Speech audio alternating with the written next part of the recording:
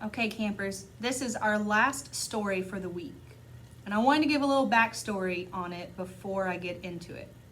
It comes from the book of Leviticus, chapter 25, God's Jubilee. And so the Israelites were freed from slavery in Egypt. They traveled many, many years to the land God promised them. The journey of God's people in the wilderness is the backdrop to the story. So we're going to learn an important and wonderful tradition for God's people called Jubilee. It's a way of starting over.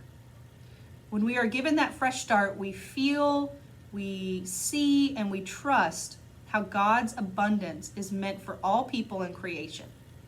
As you listen to the story today, remember yesterday we practiced being good listeners?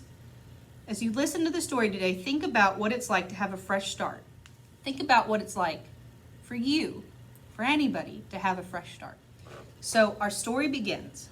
The people of Israel journeyed through the vast wilderness for many years.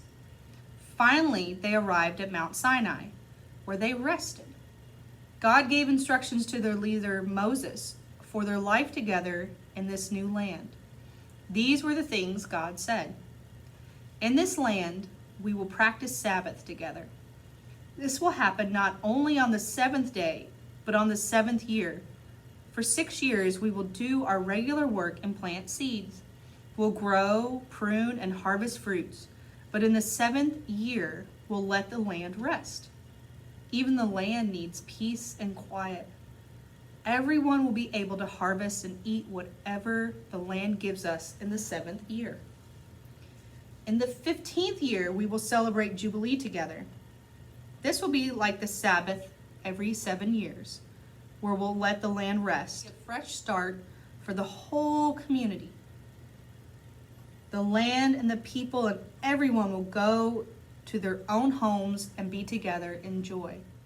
It is a holy time, and we will be fed and nourished by whatever God gives us.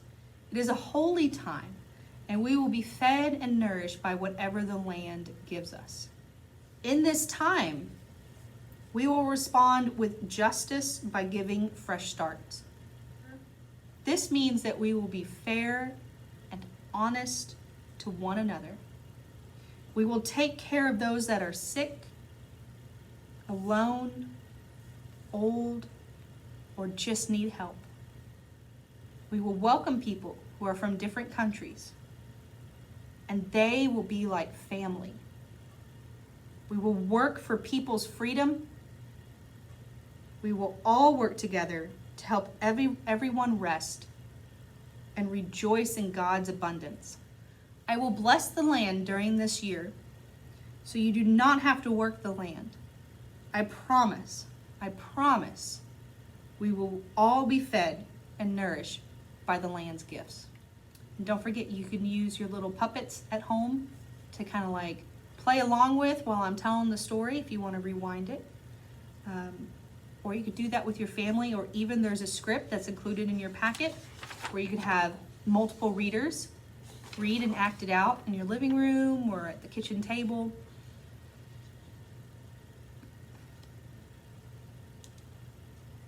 So what do you imagine when I say the word justice? Do you imagine a courthouse or police officers?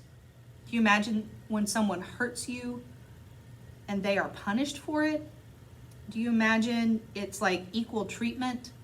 Everyone gets the same amount of food and treats? Often God's ideas are very different from ours. God's idea of justice looks like more like the ways we've talked about compassion, seeing and welcoming, being brave and honest, loving ourselves, being present with each other. It means we see God's abundance. So what does abundance mean? It means there's enough for everyone. We can all be welcome to the table. We can all be brave and trust each other. We can be honest with our hearts.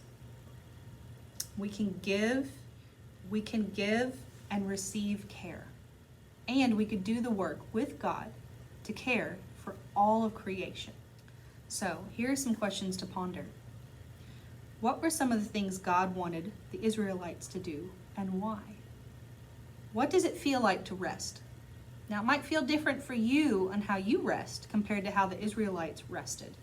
Or it might look different how you rest compared to your parents or your siblings or your friends. Sometimes I like to rest in just peace and quiet. Sometimes people like to rest around other people. And sometimes people like to rest for 10 minutes, and sometimes people need 2 hours to rest. Why do you think it's important to have a fresh start?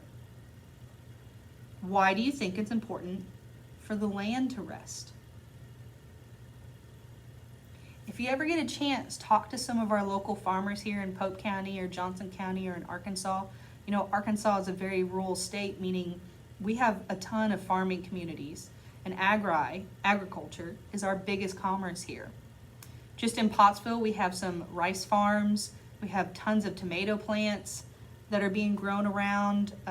You could check out the Russellville Community Market, which is an online farmers market here in Pope County, or you can check out the Pope County Farmers Market or in Dardanelle. Johnson County has one. You know, Johnson County has a history of being like the peach capital for this area. Atkins had pickles for a long time. So if you get a chance to talk to these farmers, you're going to find out that they don't plant the same crops every year on their land because it'll destroy the soil. So there's a science behind it where they'll plant certain crops, and then the next thing you know, the next year they're going to change it so the soil is getting the nutrients and it's changing all the time, and that way their crops can grow. So take some time, talk to a farmer, join a 4-H club, take that Agri class in college or high school or wherever you can, because there's nothing like learning on how to plant that seed and make something grow and then put it on your table to eat, that farm to table aspect. And even if you have like chickens, there's nothing like fresh chicken eggs, trust me. So, and I mentioned before that big compassion mosaic that we have. While you're coloring it, I want you to look into it and see if you spot a few things, like 2 people painting a global mural, or some people picking trash up on a beach, or how about a for-profit prison being boarded up with a close sign on it? Or what about a rainbow? Do you spot any of those things or anything else where justice speaks out to you? Included also in your packet is a Jubilee puzzle. This is an activity that you guys can do together. The year of Jubilee helped the people of Israel rest, make things right, and prepare for the future. So using this puzzle template that's included in your packet, see where you can cut out the arrows to make a puzzle. You might draw and color a picture of what it looks like when things are given fresh starts and made right. You might imagine people who have everything they need, a healthy environment, and children who are safe. So what does a healthy world look like to you? When you cut it apart to create that puzzle, think about how we make our world less restless and less just. Now put your puzzle together and think about the ways compassion inspires us to do right again. What does it feel like to draw a joyful, restful, just scene? What does it feel like to cut it apart? And how do you feel when you put it back together again?